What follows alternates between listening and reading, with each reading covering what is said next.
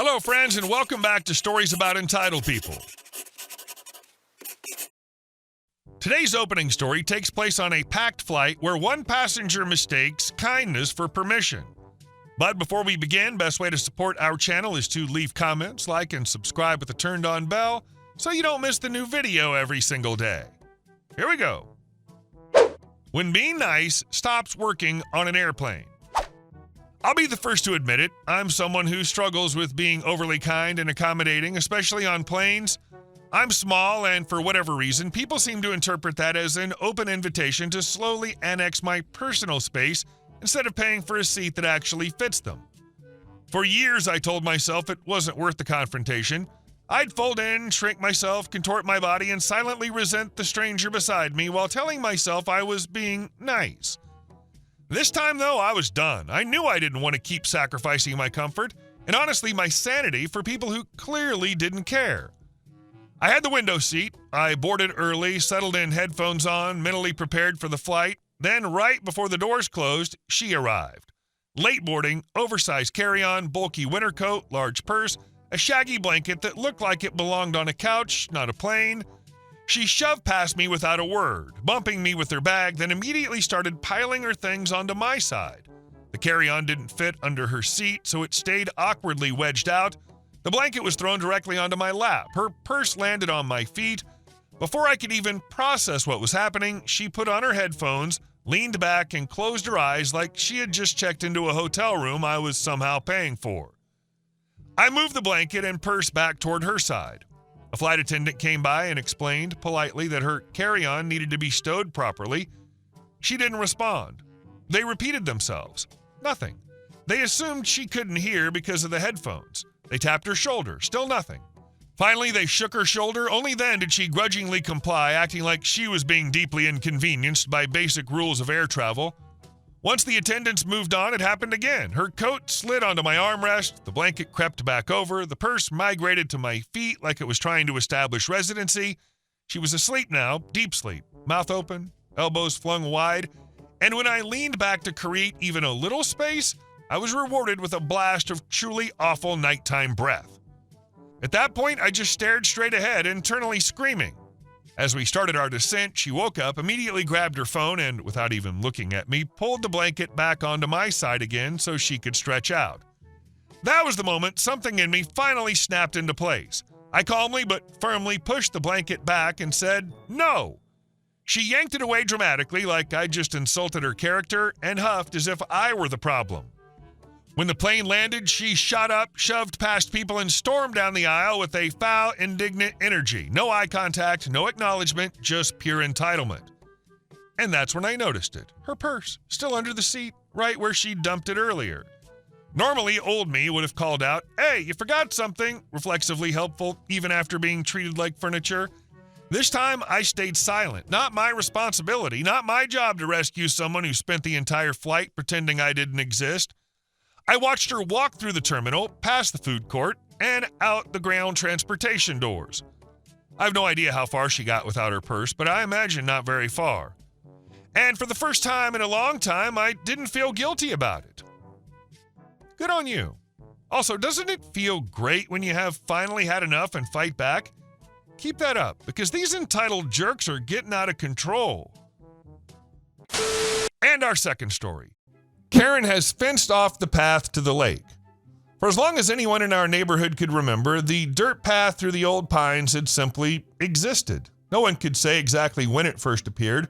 There was no ribbon cutting, no ceremony, no dedication plaque hidden in the brush. It didn't show up on municipal maps or in town planning documents. It didn't need to. The land itself remembered it. The path began between two modest backyards, the grass thinning where feet had passed for generations. What started as a faint indentation widened gradually into packed earth, the soil compressed smooth by decades of repetition. From there, the trail slipped into the trees, shaded and cool, curving gently downhill as thick roots crossed its surface like natural steps. In places, stones had been pressed into the dirt long ago to keep the slope from washing out. Moss clung to their edges, softening the passage even further. In summer, the canopy filtered the sunlight into broken gold, dappling the path in shifting patterns. In autumn, leaves piled thick and fragrant beneath foot, crunching with every step. In winter, when the snow fell just right, kids dragged sleds to the top and flew down laughing, their shrieks echoing through the trees until adults called them back up before dusk. At the bottom waited the lake. It was, by universal agreement, the best access point for miles. The shoreline curved gently instead of dropping off sharply. The water deepened slowly, forgivingly, making it safe for kids learning to swim and dogs charging in after thrown sticks. Flat stones lined the edge, perfect for skipping. A pair of old willows leaned over the water, their branches dipping low enough to cast wide patches of shade. On hot days, it felt like a gift.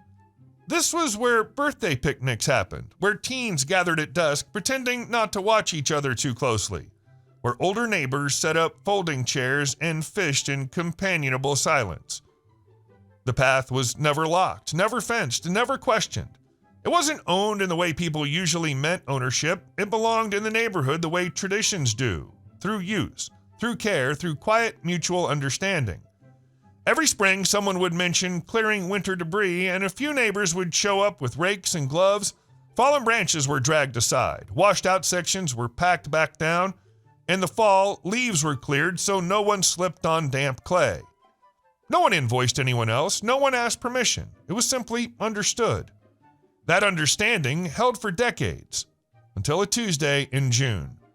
The morning itself gave no warning. It was one of those early summer days that seemed engineered to be pleasant. The sky was a clean, uninterrupted blue. The air smelled faintly of honeysuckle and fresh-cut grass. A light breeze drifted off the lake, carrying with it that familiar mix of water, pine, and sun-warmed earth. I was walking my retriever, Sam, along our usual route when the low growl of a diesel engine broke through the birdsong. It didn't belong. The sound was too loud, too mechanical for that hour, and Sam noticed it immediately. His ears flicked back, his pace slowed. As we rounded the corner near Patty's house, the source revealed itself. A flatbed truck sat at the edge of her driveway, its hazard lights blinking. Two men in work boots and reflective vests were unloading long rectangular panels of bright white vinyl fencing. The plastic gleamed harshly against the surrounding greens and browns, so clean it looked artificial. Each panel landed on the grass with a hollow, echoing thud. Patty stood nearby. She wore crisp slacks and a pale sweater despite the warming day. Her hair was arranged perfectly, not a strand out of place, arms folded, posture rigid. She watched the workers with sharp focus, occasionally pointing or correcting, her mouth set in a thin line of authority. Something in my stomach tightened. "Morning, Patty," I called, forcing my voice into something casual as Sam and I approached. Sam stayed close to my leg now, tail lowered, sensing the shift in the air. "What's all this?" She turned toward me, her expression already arranged into a polite smile. It was the kind of smile that suggested manners without warmth. "Good morning, Leo," she said smoothly. "Just taking care of some long overdue business."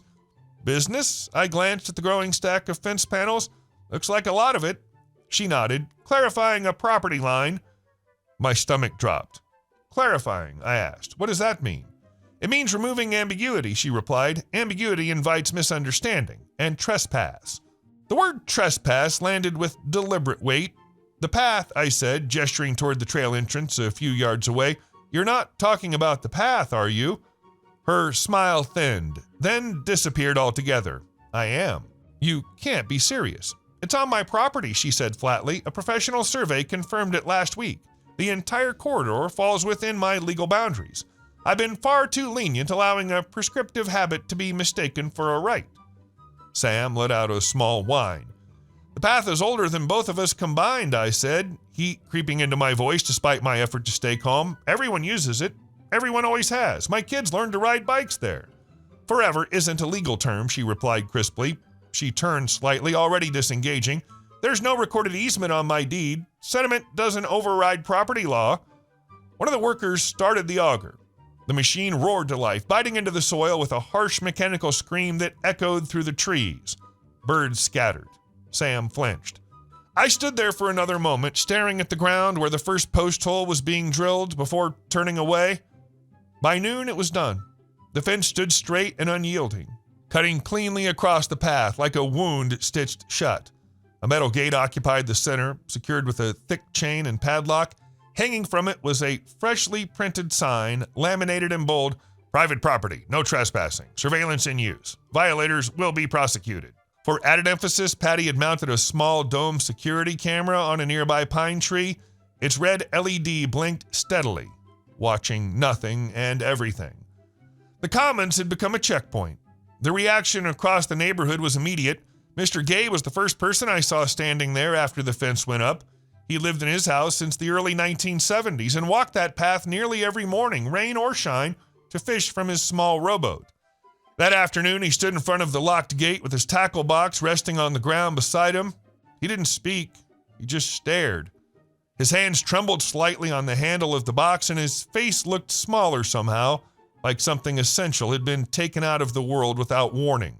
Later that day, a car full of teenagers pulled up, music thumping loudly. They spilled out laughing, towels slung over their shoulders, only to stop dead in front of the fence. Someone rattled the gate, someone else kicked it. After a few seconds of stunned silence, they turned away, their laughter replaced with curses as they drove away. Through the trees at the bottom of the slope, the lake shimmered in the sun. It was close enough to see the ripples, close enough to smell. Unreachable. That evening, word spread quickly. People gathered in small clusters along the sidewalk near Patty's property, voices sharp with disbelief and anger. Conversations overlapped. Old stories resurfaced. Names were mentioned. Grandparents, parents, kids, long grown, who'd once run that trail barefoot. Patty emerged from her house just before sunset. She didn't step onto the sidewalk. She positioned herself just inside the fence line, arms crossed, standing squarely behind her new boundary. "You are trespassing," she shouted. Her voice was shrill, cutting through the murmurs. "This is private land. Disperse immediately or I will call the police." "Patty," Ben Wallace said calmly. He stepped forward slightly, hands loosed at his sides. Ben was a carpenter by trade, broad-shouldered, with the kind of steady presence that made people listen even when he spoke softly. "You know this is the only safe access on this side of the lake. The other routes are eroded or through private docks. This path has always been here." "Not my problem," she snapped. "Your nostalgia doesn't obligate me to sacrifice my property rights." Sarah Jacobs stepped forward next, her 4-year-old daughter, Lily, clutching her hand tightly. "My grandparents cleared this trail after the hurricane in '38, Sarah said, her voice shaking but determined. "They told me stories about everyone pitching in. This path is part of our history." Patty's eyes flicked briefly to Lily, then back to Sarah. "Your grandparents," she said coldly, "operated under a charitable assumption that has expired. This land was always privately held. I'm simply enforcing what should have been enforced long ago." A murmur rippled through the group. "Get off my property," Patty added sharply. We retreated that night, not defeated, but furious, and determined to stay within the law. The next morning, we called the sheriff. Deputy Miller arrived mid-morning in a dusty cruiser. He was in his late 50s with a tired, kind face that suggested he'd seen every possible variation of neighborly dispute. He listened patiently as several of us explained the history of the path, our voices overlapping with urgency. Then he walked up Patty's perfectly paved walkway. We waited on the sidewalk like a jury, hope, fragile and thin. When he returned, his expression said everything. "I've reviewed her deed and the new survey," he said, rubbing his temple. "On paper, the land is hers. Without a recorded easement, this becomes a civil matter." A wave of frustration swept through the group. From her porch, Patty watched with open satisfaction. For a full week, the fence stood. Patty didn't stop there. She planted a neat row of ornamental grasses and bright red geraniums along the fence on her side, watering them meticulously each morning. Every bloom felt like a declaration of conquest. Each splash of water felt intentional. The path below sat empty. Ben didn't accept it. Over beers one evening on my porch, he leaned forward, eyes intent. "The original owners of this development lived through the Depression," he said. "They didn't trust goodwill alone. That access was written down somewhere, I'm sure of it." So we searched. With the help of Agnes, the elderly town clerk, we descended into the basement archives of Town Hall. For 2 long evenings, we sifted through dusty boxes, our fingers blackened with old paper and ink. On the second night, Sarah gasped. She held up the original 1938 restrictive covenants.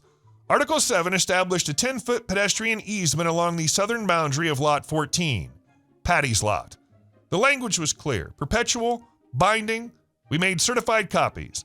The next morning, Deputy Miller returned with his sergeant. Patty argued. She shouted. She threatened lawsuits. It runs with the land, Deputy Miller said firmly. The fence had to come down. Ben calmly explained the financial consequences of frivolous litigation. Patty stormed inside. She did not remove the fence, so the county did.